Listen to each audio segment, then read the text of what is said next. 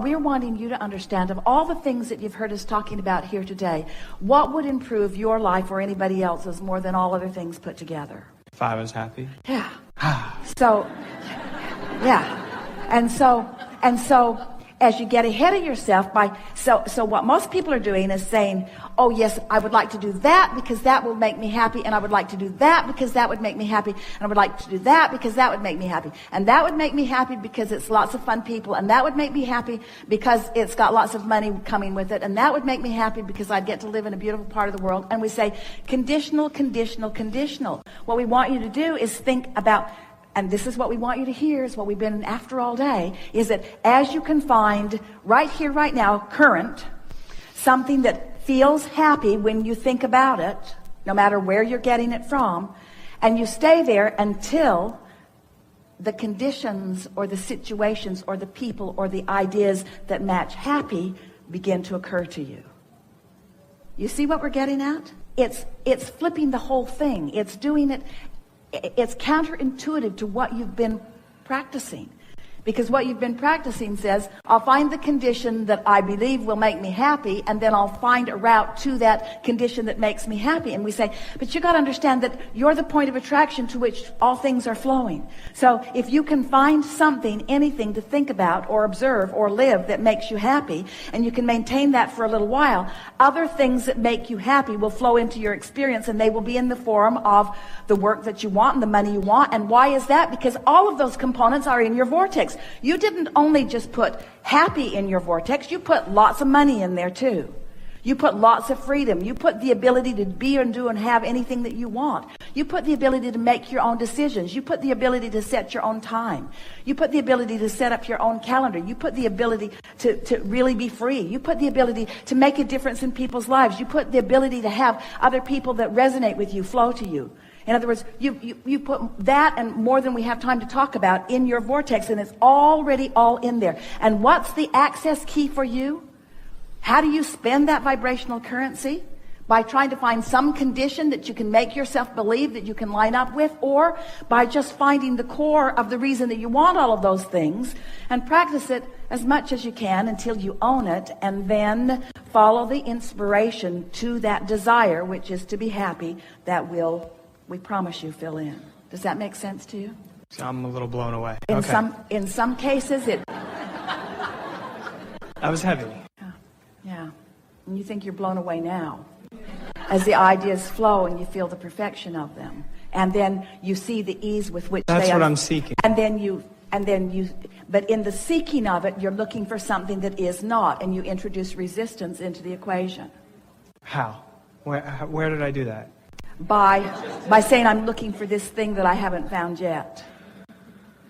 And so what we're really asking you is, can you be happy? Do you have the ability to be happy before the idea flows? Yes. Because if you have the ability to be happy before the idea flows, the idea will flow for sure.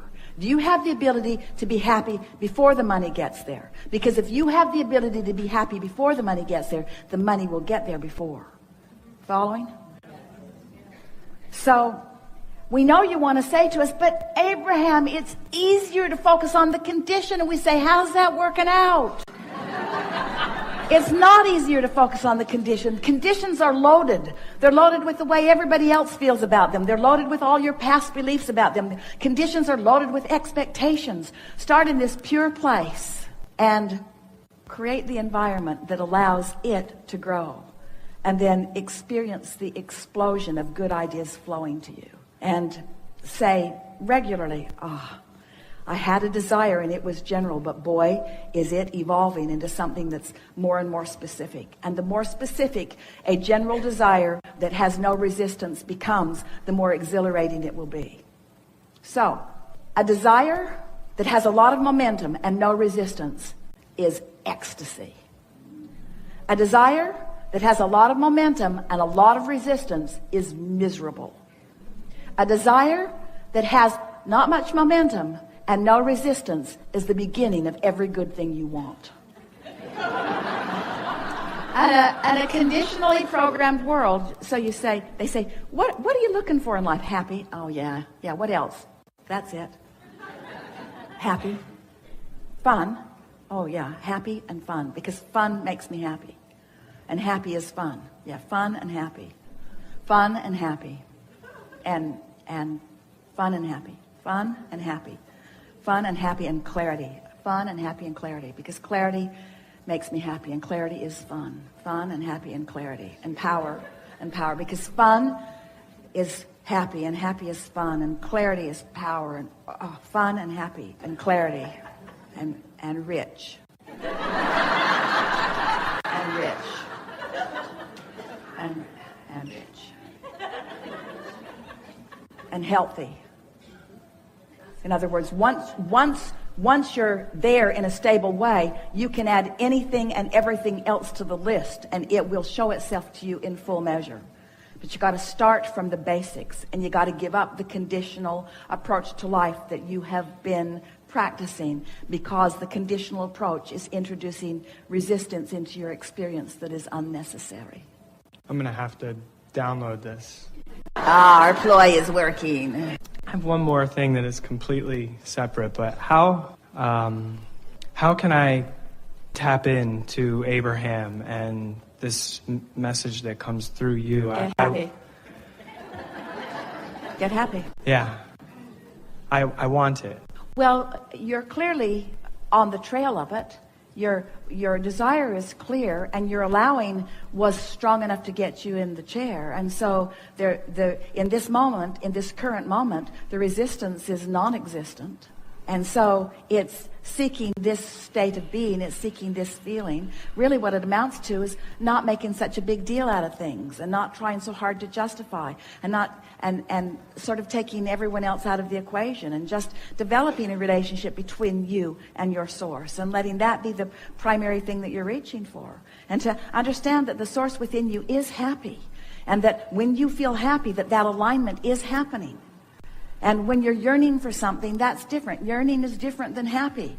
Yearning is an active vibration in opposition to what I'm reaching for. So it's not trying so hard. It's being easier about it. It's looking for the evidence of it that's all around you all the time.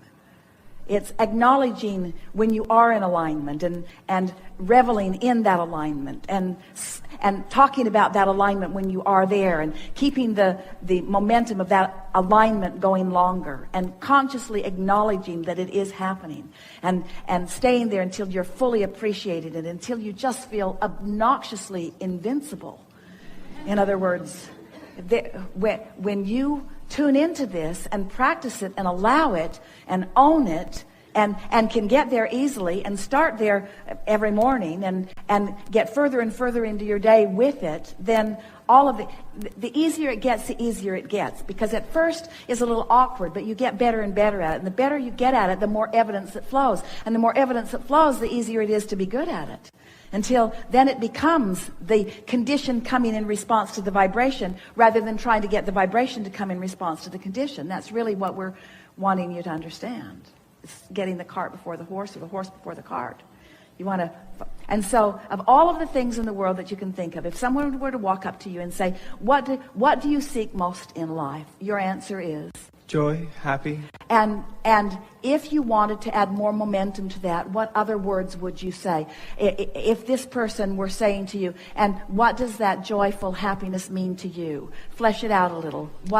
Having fun, being passionate, having direction, and going for it with having everything. Fun, meaning engaging with lots of others. And, laughter, and humor. But feel how when you said having direction, there was a little yearning in that. So what you want to say is knowing direction, feeling my way, feeling the inspiration, getting the impulse, being alive to the impulse, following my bliss. Feeling it, being moved from the inside, recognizing that when I feel like this, I'm on the brink of something good, and then when that something good comes, saying, I knew you were coming, I just didn't know in what way you would manifest, but I felt you coming. Those kinds of things. These are the kind of conversations that you want to have with yourself. I knew you were coming, I could feel you coming, I woke up excited about you coming. Jerry and Ester were in this neighborhood a few years ago, and they were on their way to what they considered to be their favorite restaurant in the area, and driving down the freeway. And all of a sudden, Jerry said, let's go to this restaurant instead. And Esther was driving, and all of a sudden she needed to exit like now. And so she took the exit and then asked questions later, which was the agreement that they always had with one another. All right, I've done it. Now why? I don't know. I just feel like we should go. I just feel like I'd like to eat here. But they have that great salad we like over there. And there's only 5 places in the whole world that we can get that salad. And I know, but I just feel like this is where we want to go. And so they went in, and the place was empty, which Esther never sees as a very good sign. Hardly anybody around. And a very nice person came up and helped them and talked to them briefly. And Jerry was always wanting to know people. He wanted to know who she was and where she was from and just a little bit about her. And then Jerry reached into Esther's purse where there was the envelope where, even though they beg you not to buy anything with cash, you always do. So there's always an envelope with a considered amount of money in it left at the end of the seminar, and it was in Esther's purse. And Jerry just reached for it and just handed it to the girl and said, this is for you. And she said, well, thank you very much. And she went into the kitchen, and they literally heard dishes break as the little girl had opened her package to see what was there. And she came back in to where they were, and she said to them, you know, I woke up this morning, and the first thought I had was something really, really good is going to happen to me today. Something really good is going to happen to me today. And Esther said, well,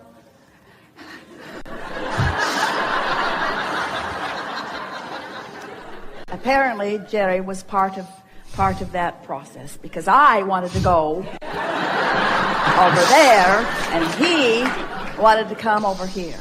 And then she said, my roommate moved out this week unexpectedly, and my rent is due tomorrow, and I did not know how I was going to pay it. And Jerry said, if you had told us that story first, we wouldn't have given this to you.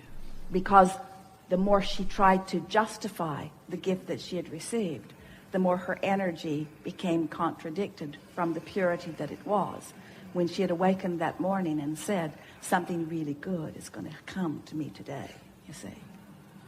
And so you are in co-creative harmony with people all over the planet. And there are people who are ready for you, and you are ready for them.